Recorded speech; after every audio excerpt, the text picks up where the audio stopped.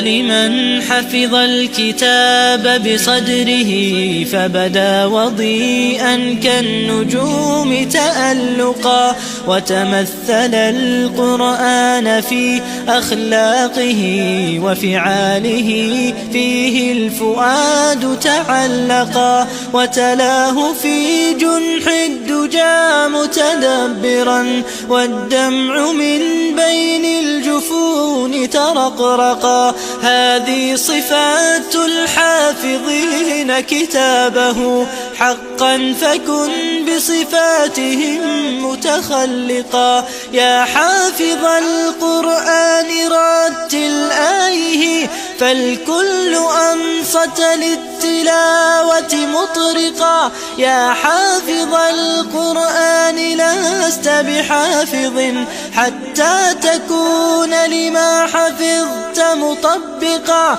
ماذا يفيدك أن تسمى حافظا وكتاب ربك في الفؤاد تمزقا؟